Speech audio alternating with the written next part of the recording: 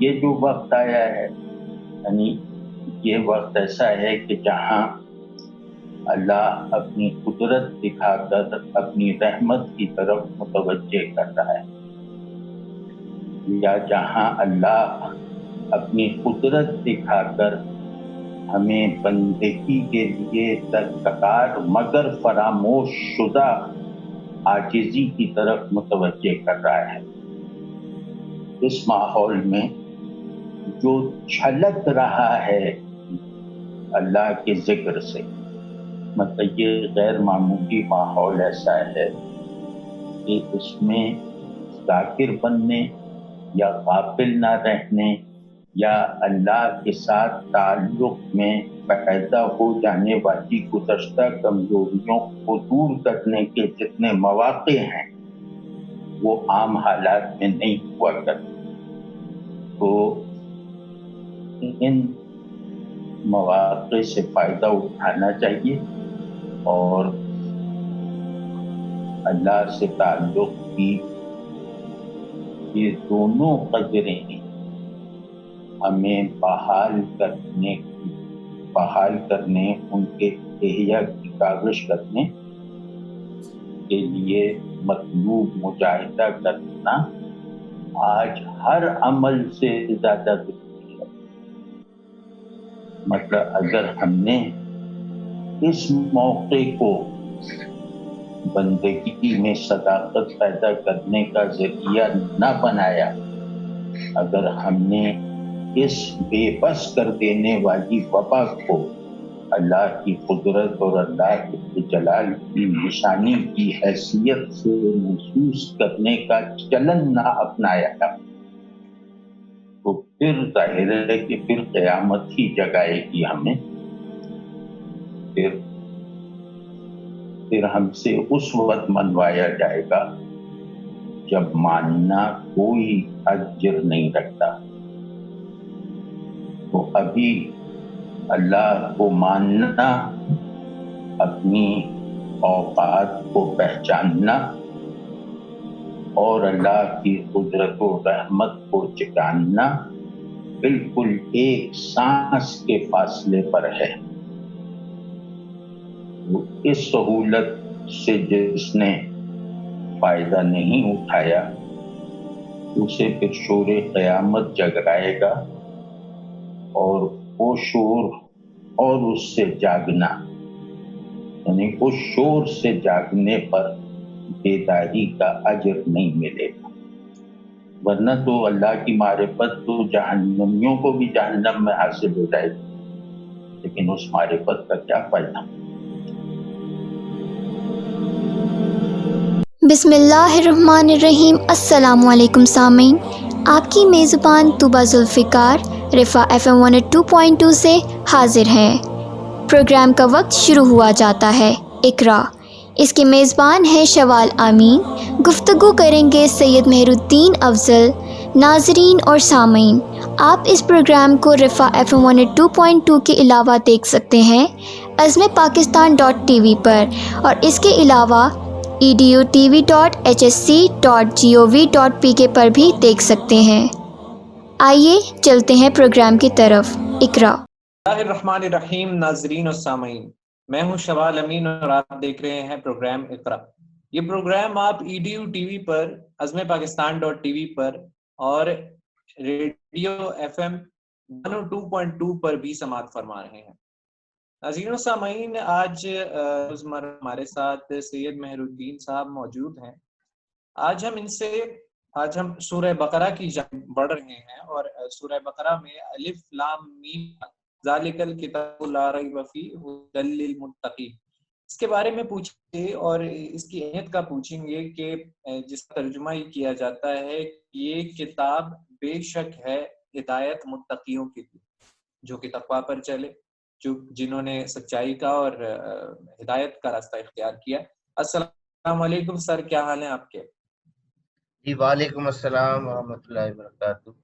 الحمدللہ ہم گزشتہ کئی نشستوں سے سورہ فاتحہ پڑھ رہے تھے، اور اب ہم آج آغاز کر رہے ہیں سورہ بقرہ کا۔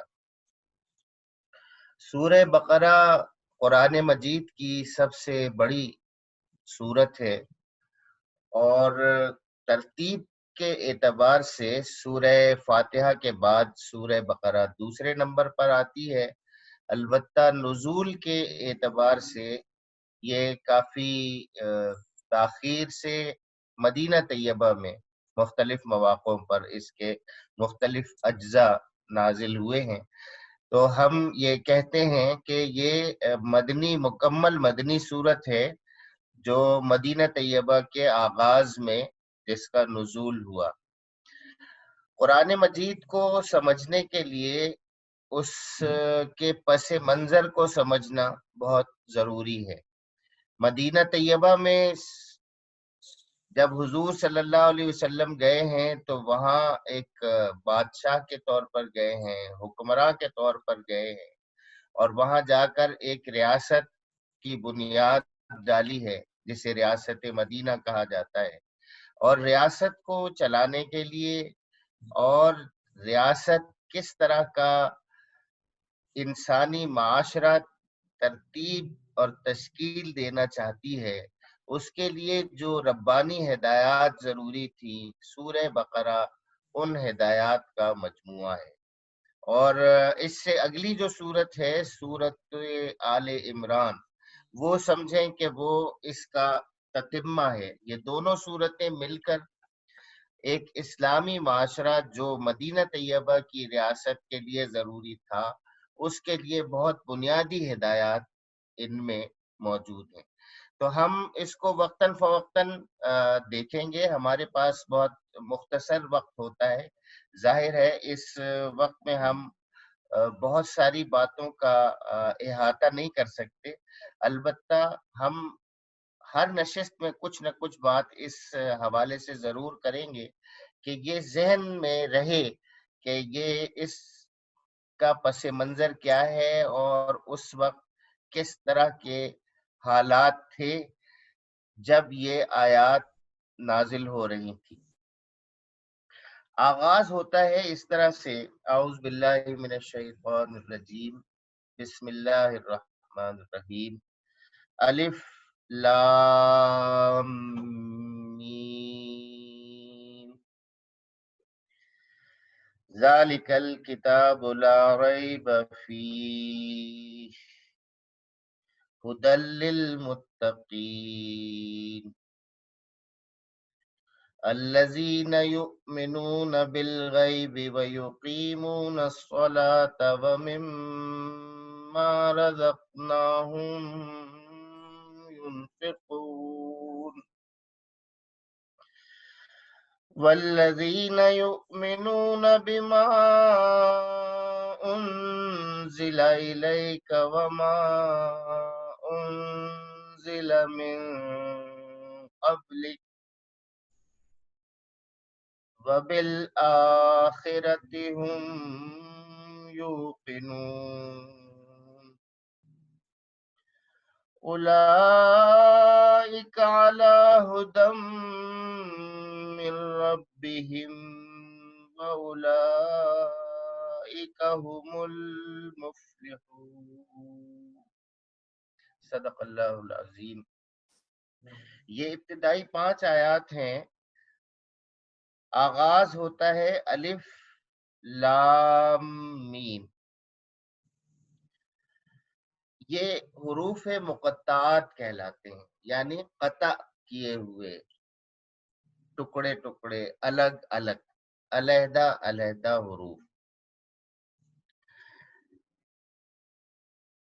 ان کی تلاوت، قرآن مجید کی تلاوت اجر و ثواب کا باعث ہے اور ہر حرف پر 10 نیکیاں ملتی ہیں.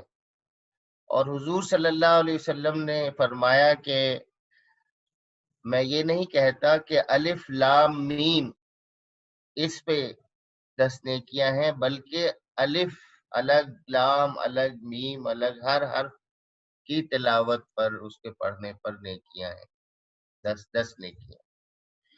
تو ایک تو معاملہ ہے اس کی تلاوت کے اجر و ثواب کا. اب یہ بعض صورتوں کے آغاز میں ملتے ہیں ہمیں، جیسے الف لام میم، الف لام را، الف، اس کے علاوہ مختلف 7-8 جگہوں پر ملتے ہیں۔ یہ الفاظ کیا معنی رکھتے ہیں، یہ صحابہ نے نہیں پوچھا کبھی حضور صلی اللہ علیہ وسلم سے، اس لیے اس کے معنی ہم تک نہیں پہنچے۔ یہ اس بات کی بھی دلیل ہے کہ حضور صلی اللہ علیہ وسلم سے صحابہ نے جو کچھ پوچھا اور حضور صلی اللہ علیہ وسلم نے جو کچھ بتایا، مستند حوالوں سے وہی کچھ ہم تک پہنچا ہے، اس کے علاوہ نہیں۔ اب یہ یہاں کیوں ہے، اس کی بحث میں جانے کی ضرورت نہیں، اس لیے کہ قرآن مجید ہمیں ہدایت کے لیے ملا ہے، اور ان الفاظ کے معنی اور مفاہیم چونکہ حضور صلی اللہ علیہ وسلم نے نہیں پوچھے، صحابہ کرام نے نہیں پوچھے، اور حضور صلی اللہ علیہ وسلم نے نہیں بتائے، اس کا صاف مطلب یہ ہے کہ ان الفاظ کے معنی کو جاننے سے انسانی ہدایت کے ہونے نہ ہونے سے کوئی فرق نہیں پڑتا۔ اس لیے اس کی کھوج میں پڑھنا اور اس کے بارے میں وقت صرف کرنا یہ زیادتی ہوگی، مناسب نہیں ہے۔ لیکن بہت سے لوگ اس کی کھوج میں پڑے رہتے ہیں، وہ ظاہر ہے کہ اپنی علمیت کے اظہار کا ہی اس سے فائدہ اٹھا سکتے ہیں، اس کے علاوہ اور کچھ نہیں۔ عربوں میں یہ رواج تھا، شاعری ان کے ہاں بڑے فخر کی چیز سمجھی جاتی تھی، اور کسی خاندان میں کسی شاعر کا ہونا یہ بڑے فخر کا باعث ہوتا تھا۔ وہ شعر کو سمجھتے بھی تھے، اور شاعری کی مختلف اصناف ان کے یہاں ہوتی تھی۔ وہ اپنے کلام کے آغاز میں اس طرح حروف مقطعات، الگ الگ الفاظ سے شروع کرتے تھے۔ تو ہم یہ کہہ سکتے ہیں کہ عربوں کے ہاں یہ رواج تھا کلام کے آغاز میں الفاظ کو الگ الگ پیش کرنا۔ ایک اور بات ہے کہ آج انسان نے یہ جان لیا ہے کہ اس کا جو جسم ہے اس میں کتنا فاسفورس ہے، کتنا آئرن ہے، کتنا تانبا ہے، اور بہت ساری چیزیں، پورا تجزیہ کر کے اس نے یہ جان لیا ہے۔ تو کیا ایسا ممکن ہے کہ کوئی وہ اجزاء اسی مخصوص مقدار میں جمع کرے اور اس کے بعد انسان تخلیق کر لے؟ ایسا نہیں ہے نا۔ انسان اس بات سے عاجز ہے کہ وہ کاربن اور آئرن اور تانبا اور فاسفورس اور گندھک اور وہ سارے اجزاء کو شامل کر کے ایک جیتا جاگتا انسان بنا لے۔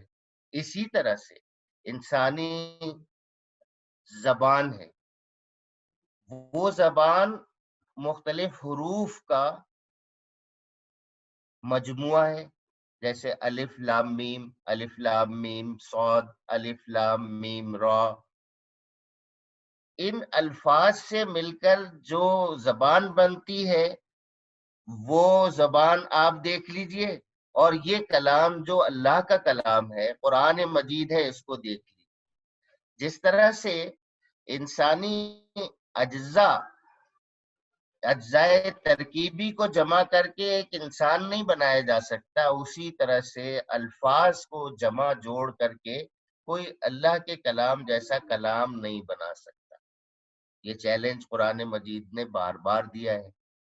تو اس طرح سے اگر ہم دیکھیں تو یہ بات یہاں پہ ہمیں سمجھ آتی ہے کہ الف لام میم یہ الگ الگ گو کے الفاظ ہیں، لیکن انسان اسی طرح کے الفاظ سے ایسا کلام بنانے سے عاجز ہے۔ اور آج ہم زبان پہ، لسانیات پہ جتنی تحقیق کر رہے ہیں، ہو سکتا ہے کہ ہم بہت کچھ آگے چل کے جان جائیں، کیونکہ یہ الفاظ اب مختلف صداؤں کا نام ہے، بیسیکلی مختلف صدائیں ہیں۔ اچھا، یہ جو صدائیں ہیں، اس وقت اس کی تحقیقات سے اندازہ یہ ہوتا ہے کہ یہ تمام انسانوں میں تقریباً ایک جیسی ہیں، یہ کافی مشترک ہیں۔ ابھی آگے چل کے ہو سکتا ہے کہ ایک ایسی زبان کی تفہیم ہو جائے جو مختلف صداؤں کے ذریعے سے تشکیل پاتی ہیں۔ چونکہ یہ زبانیں، تو ان تمام صداؤں کی تفہیم ہو جائے کسی مرحلے پر آ کر، اور تمام انسان ان کو ان صداؤں کے ذریعے سے سمجھ سکیں بغیر کسی ترجمے کے۔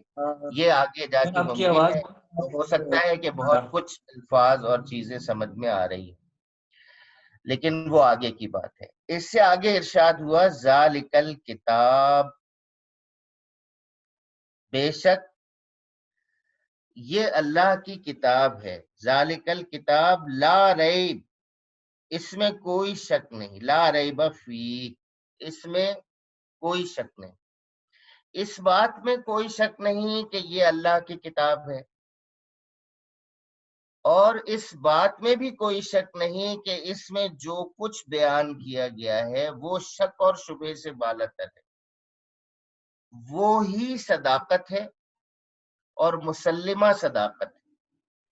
اب یہ اللہ کی کتاب ہے، اس میں کوئی شک نہیں، اس کو ثابت کرنے کے لیے حضرت محمد صلی اللہ علیہ وسلم کی پوری زندگی گواہ کے طور پر ہے کہ 40 سالہ زندگی آپ کی کیسی تھی۔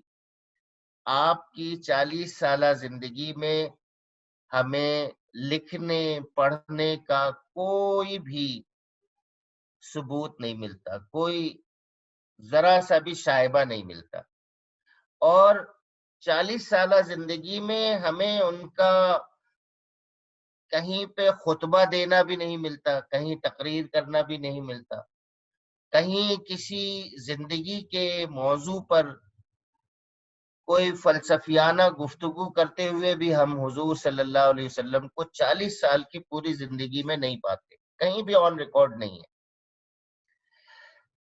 جبکہ اچانک 40 سال کے بعد وہ اس بات کا اعلان کرتے ہیں کہ مجھ پر براہ راست ایک کلام نازل ہوتا ہے۔ پھر جو ان کی زندگی ہے سچائی والی، اس کے بعد حضرت ابوبکر صدیق ہیں، حضرت خدیجۃ الکبریٰ ہیں، جو ان کے قریبی لوگ ہیں، جو ان کو جانتے ہیں سچا، وہ تو فوراً اس کو تسلیم کر لیتے ہیں کہ یہ بالکل بے شک جو محمد صلی اللہ علیہ وسلم کہہ رہے ہیں یہ اللہ کا کلام ہے، اور محمد صلی اللہ علیہ وآلہ وسلم اللہ کے سچے رسول اور پیغمبر ہیں۔ تو آغاز ہی یہاں سے ہوتا ہے، ذالک الکتاب لا ریب فیہ، یہ کتاب ہے اور اس میں کوئی شک نہیں کہ یہ اللہ تبارک و تعالی کی کتاب ہے، اللہ تبارک و تعالی کی جانب سے ہے، اور اس میں جو چیزیں بیان کی گئی ہیں انسانی زندگی کے حوالے سے کہ اس کی حقیقت کیا ہے اور اس کا انجام کیا ہوگا، اس کو کس طرح کی زندگی گزارنی چاہیے، کس طرح کی زندگی اگر وہ گزارتا ہے تو زمین پر امن، سکون، چین اور خوشحالی ہوگی، کس طرح کی زندگی وہ گزارتا ہے تو زمین پر فساد ہوگا، کس طرح کی زندگی وہ گزارتا ہے تو اس دنیا کے بعد جو دوسری دنیا ہے اس میں وہ انعامات اور اکرامات کا مستحق قرار پائے گا، اور کس طرح کی زندگی وہ گزارتا ہے کہ جس کے بعد وہ سزا کا مستحق اور ابداً آخری دم تک جہنم کا مستحق بن جائے گا. ان میں جتنی بھی چیزیں ہیں ان میں کوئی شک نہیں. اس کتاب میں ایمان و یقین سے متعلق باتیں ہیں جو بڑی روشن دلائل کے ساتھ ہیں. اس کتاب میں تاریخ کے بہت سارے واقعات ہیں جو کچھ اجمال کے ساتھ ہیں اور کچھ تفصیل کے ساتھ ہیں. ان میں بھی کوئی شک نہیں. جو انسانی تاریخ اگر سمجھنا چاہے کہ انسان اپنے آغاز سے آج تک اس نے کس طرح کی زندگی گزاری ہے اور کس طرح کے نشیب و فراز اس کی زندگی میں آئے ہیں، انسان کی ترقی کے مدارج کا اگر وہ تحقیق کرنا چاہے تو بے شک و شبہ اگر وہ اس کتاب کی اسٹڈی کر لے تو وہ سمجھ جائے گا، جان جائے گا کہ آغاز سے آج تک انسان نے انفرادی اور اجتماعی طور پر کس طرح سے ترقی کے مختلف مدارج طے کیے ہیں اور کس کس دور میں اس نے کہاں کہاں غلطیاں کی ہیں اور اس کو کیا سزائیں ملی ہیں اور پھر کس طرح سے دوبارہ اس کو پھر عروج ملا ہے اور اب کون سے ایسے اسباب ہو سکتے ہیں کہ جن کی وجہ سے وہ مزید عروج حاصل کرے یا یہ کہ اپنے ڈکلائن کی طرف جائے اور بالآخر کس طرح سے وہ اپنے انجام تک پہنچے گا. ان ساری باتوں میں کوئی شک اور شبہ نہیں ہے. اس میں جتنی تحقیق لوگوں نے کی ہے وہ اس بات کو ثابت کرنے کے لیے کافی ہے کہ یہ کتاب پہلے دن سے آج تک وہی کتاب ہے، حرف بحرف، لفظ بلفظ، زیر زبر پیش کی بھی کوئی تحریف، کوئی کمی کبھی اس میں نہیں ہوئی جو محمد صلی اللہ علیہ وسلم نے پیش کی تھی. کسی کو اگر شک ہو تو وہ کراچی سے کچھ نسخے لے، کچھ نیو یارک سے لے، کچھ پیرس سے لے، کچھ سماٹرا سے لے، مختلف جگہوں سے لے لے اور لے کر ان سب کو کمپیئر کر کے دیکھ لے اور پھر جا کے وہ توپ کاپی کے لائبریری میں بھی جا کے ترکی میں دیکھ لے یا رشیا میں یا برطانیہ میں جو نسخہ حضرت عثمان رضی اللہ تعالی عنہ کے زمانے کا ترتیب دیا ہوا ہاتھ سے لکھا ہوا موجود ہے. الحمدللہ 3 نسخے اس وقت زمین پر وہ موجود ہیں جو حضرت عثمان رضی اللہ تعالی عنہ کے زمانے میں دور خلافت میں مختلف مقامات پر بھیجے گئے تھے، وہاں سے اس سے کمپیئر کر لیں. تو یہ اس میں بھی کوئی شک نہیں کہ یہ وہی کتاب ہے، یہ وہی الفاظ ہیں، یہ وہی صورتیں ہیں، یہ وہی آیات ہیں جو محمد صلی اللہ علیہ وسلم نے پیش کی تھیں. اور اس میں جو بیانات ہیں اس کی وقتاً فوقتاً لوگ تحقیق کرتے رہتے ہیں، دیکھتے رہتے ہیں، حیران ہوتے رہتے ہیں.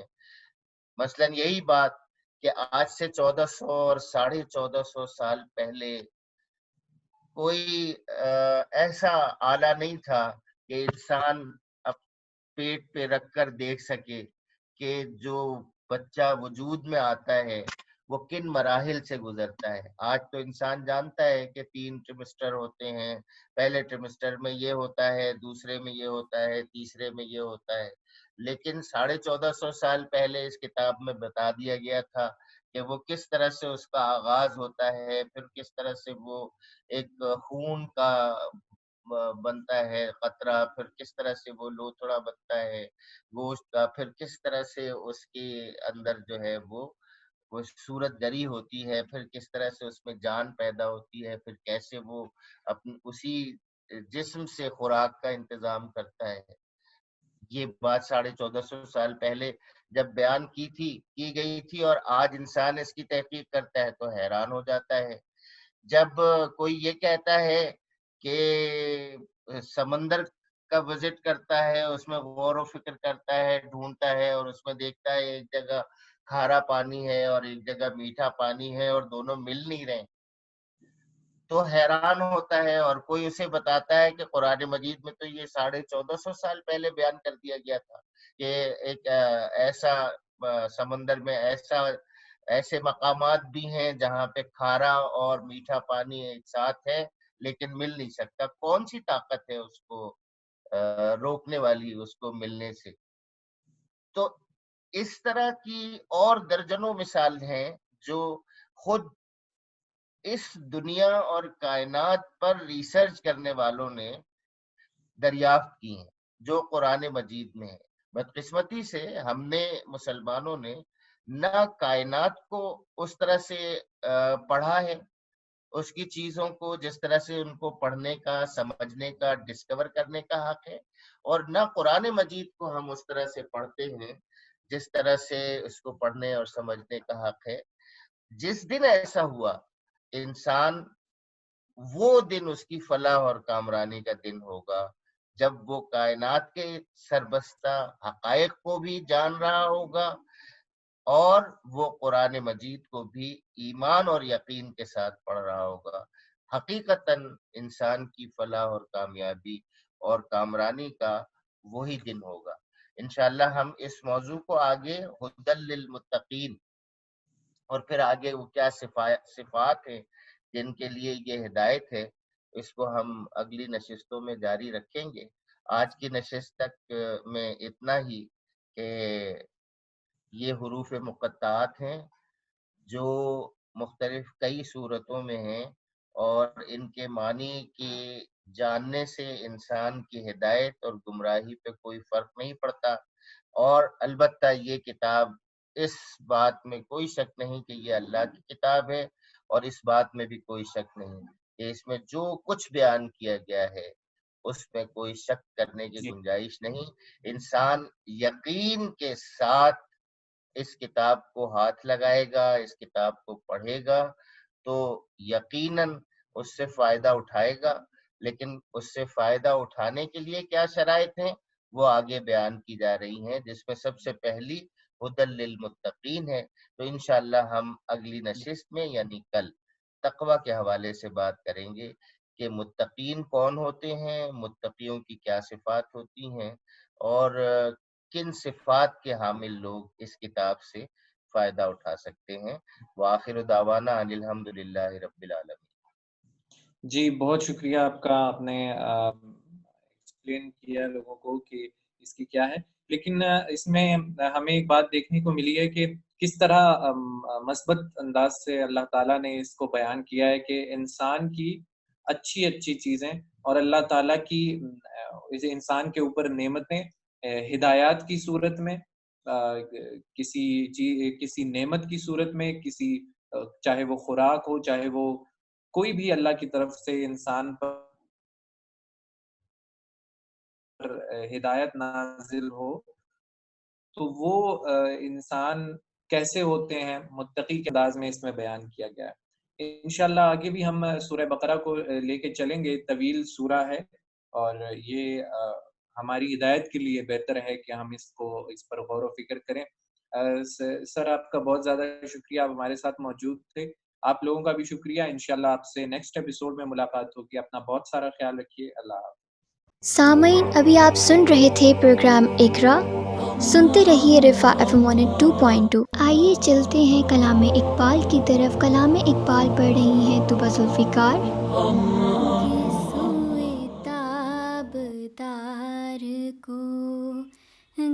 سوئے تابدار کو اور بھی تابدار کر، ہوش و خرد شکار کر، قلب و نظر شکار کر گے سوئے تابدار کو. تو ہے محیط بے قرار، تو ہے محیط بے قرار، میں ہوں ذرا سیاب جو یا تو خود خدا شکار ہو، یا تو خدا شکار ہو، یا مجھے آشکار کر گے سوئے تابدار کو۔ باغ بہشت سے مجھے، باغ بہشت سے مجھے حکم سفر دیا تھا کیوں، کار جہاں دراز ہے، کار جہاں دراز ہے، اب میرا انتظار کر گے سوئے تابدار کو، گے سوئے تابدار کو، اور بھی تابدار کر ہوشوں کی رت شکار کر، قلب و نظر شکار کر گے سوئے تابدار کو۔ سامعین، آپ سن رہے تھے طوبیٰ ذوالفقار کی آواز میں کلام اقبال۔ سنتے رہیے رفا FM 102.2۔